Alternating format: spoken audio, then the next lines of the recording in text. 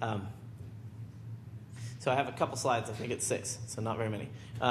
And we are doing a project in the Impact Hub Austin Affordable Housing Accelerator project that's happening right now. There's lots of really great teams doing lots of just a very diverse set of ideas on how to have more affordable housing. And our role in this is looking at regional growth and forecasts of different scenarios of regional growth and what they will mean for affordability and a bunch of other metrics, for traffic, for climate emissions, for various things.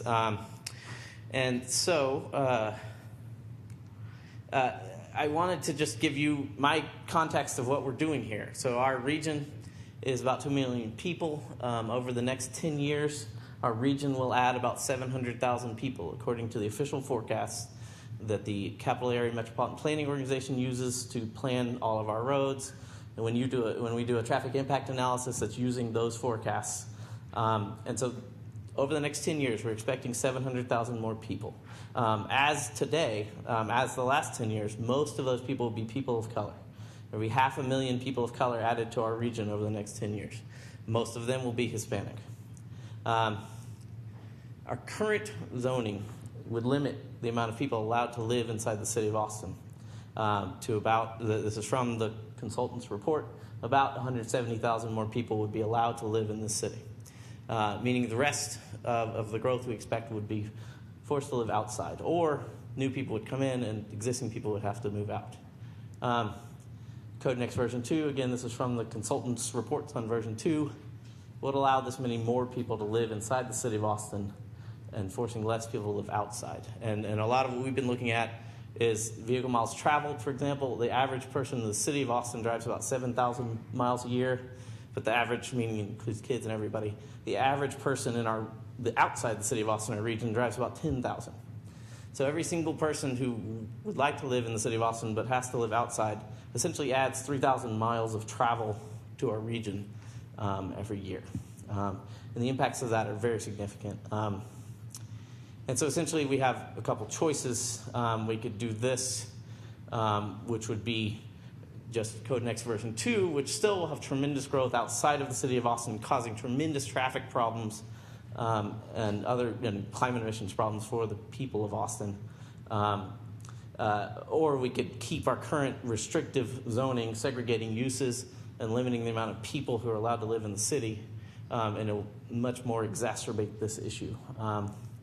And so in particular, looking at impervious surface, I played around with the data from the watershed department, and essentially we have Austin today there in the middle. And apparently we have about the same impervious surface per person that the city of Detroit or Spokane have.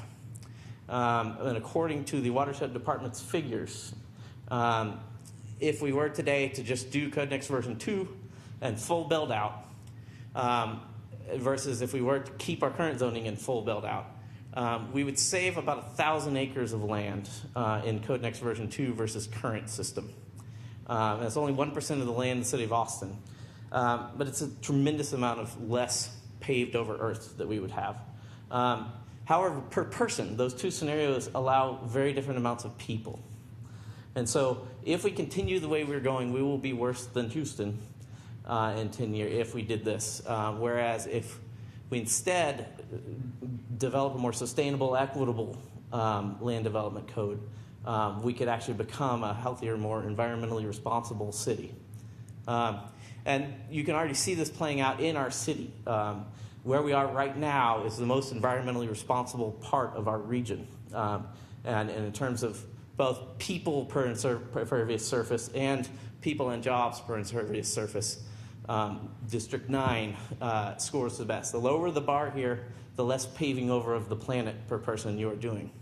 And the blue bars are people living, and the green bars is people and jobs. And so we can see this data play out. And the question is, if we force people to live outside of the city of Austin, we will see numbers, the much higher numbers you see in our suburban districts outside the city, causing flooding in the city. And also, crucially, causing flooding downstream. We are on the Colorado River. LaGrange and Wharton saw flooding they have never seen before. We didn't see anything during Harvey comparatively. And that was our water. And that was the way our region develops. And the two primary factors of how our region develops are the zoning code of the City of Austin and the regional transportation planning. And so I wanted to give you all that. We're trying to come up with a lot of understanding all these things. The final number, since there's talk of parking, if we did Code Next version 2 as planned and we kept the current requirement that we subsidize driving as an option, which is about 1 parking spot per housing unit, that would require the Austin community to invest $2.6 billion in parking spots over the next 10 years. And I would prefer to spend that kind of money on housing or on other amenities that improve our city. So thank you very much. Thank you. All right, our next 2 speakers, Brian Zabkick and Josiah Stevenson.